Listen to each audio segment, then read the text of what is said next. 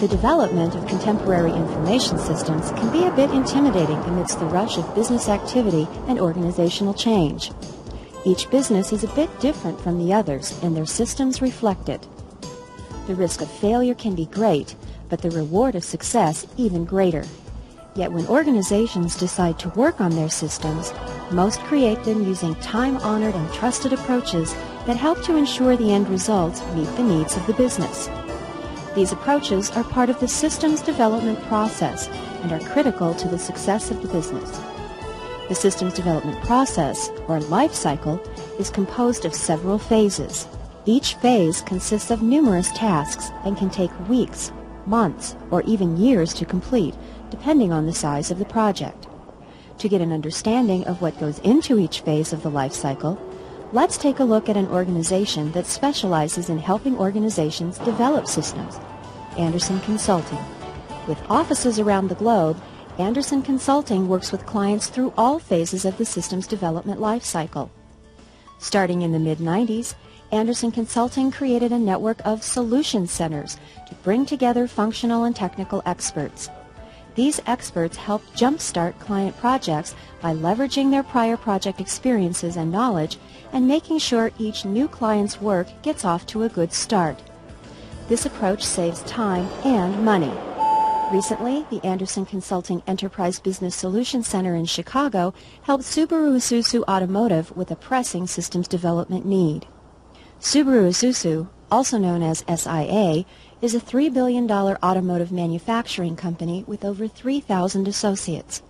The company faced several problems. First, the company had outgrown its existing systems. Its data storage space was at a premium. Reports generated by the systems were no longer meeting user needs. And finally, the year 2000 was rapidly approaching. For Subaru Isuzu, something had to be done, and fast. David Rausch, Assistant Senior Manager at Subaru Isuzu, began working on a solution by gathering data first. The first thing we did in the project is that we knew that we were having some problems where our company just had outgrown our systems. But in order to further analyze it, we went into a detailed process of looking at exactly what were the root causes of our problems. And we did this through basically simply documenting our current condition, looking at the processes, how we did things, and where the problems were arising. Then from that, we took it to the next step where we looked at what we wanted. So we first looked at the current condition, then we looked at what we desired and what our goals were needed in terms of a system to provide our users with the appropriate information. Subaru Isuzu chose to implement an enterprise software solution called SAP after doing its preliminary investigation in this stage. The financial areas most in need of attention were the focus of the project, according to Dean Teglia, Andersen Consulting partner. The scope of the project with Subaru Isuzu was primarily in two business areas, finance and purchasing. In finance, we addressed many of the traditional finance functions, general ledger, accounts payable, fixed assets, budgeting. And in the purchasing area, we focused primarily on the indirect materials areas. Both areas were critical infrastructure areas for running the office and administrative areas of the business. Martin Traub, manager with Andersen Consulting, was already familiar with SAP and its potential benefits for Subaru Isuzu. SAP offered everything on one single platform. It's a proven system, and it also offers the potential for growth. If Subaru Isuzu will grow, the system will grow with Subaru Isuzu. With the scope of the project known, the Andersen Consulting Solutions Center team went to work alongside Subaru Isuzu professionals on Phase 2 of the project, system analysis. During the systems analysis phase, we took the time to make sure that we understood the high-level requirements for our client's business, and then to, at the same time, look at how we felt with our client that their organization was ready to undertake the changes that the project would implement. It is very important during the systems analysis phase to understand the impact that the project and the changes will have on the client's business going forward. One of the unique challenges we faced during the implementation of SAP was, due to the nature of a Japanese joint venture here in the United States, and their specific requirements to do the business, to map these processes into the very generic SAP software, the functionality that SAP offers right off the shelf. The team worked diligently to map Subaru Isuzu's current state to the planned future state.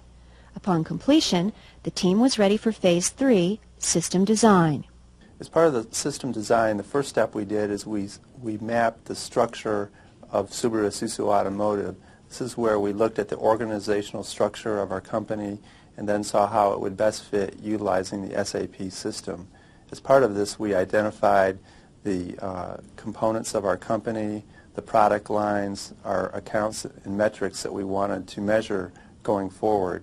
In addition, we also looked at a high level at the type of reports that we wanted to generate as our final product. So we looked at what would be the final product and how we needed to make the system so that we would have reports which represent our final product, and we would be able to disseminate that information to our users.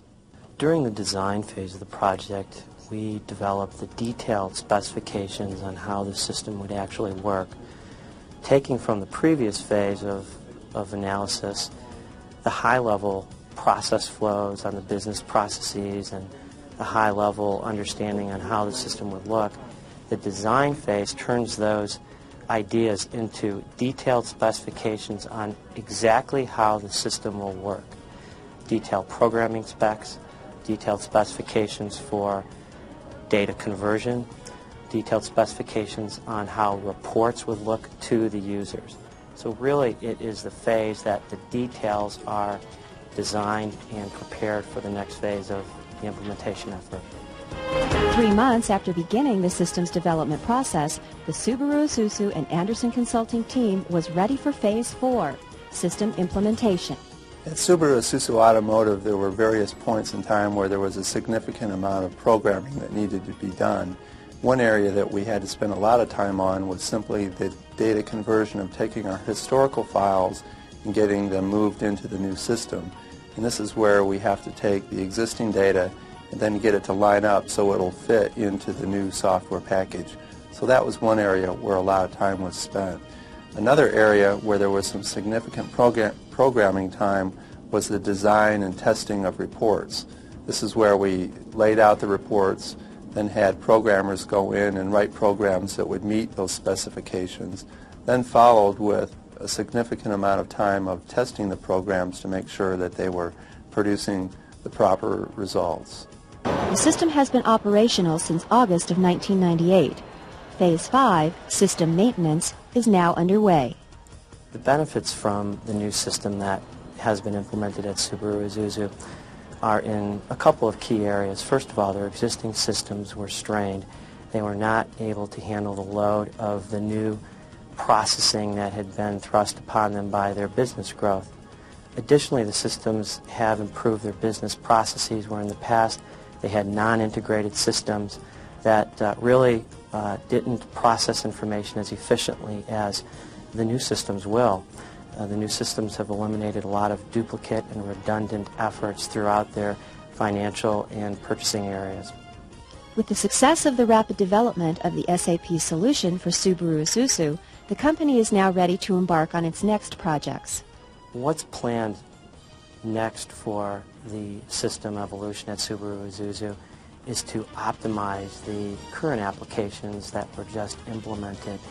And what I mean by that is fine-tuning the way the system works, accommodating some new user requirements that have come up since the users have now gained a better understanding of the capabilities of the new system.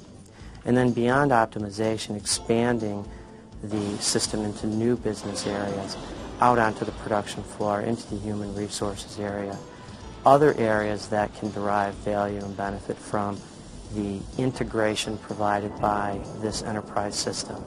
The use of proven system development techniques helped the project team succeed in implementing the information system solution to transport the company well into the next century.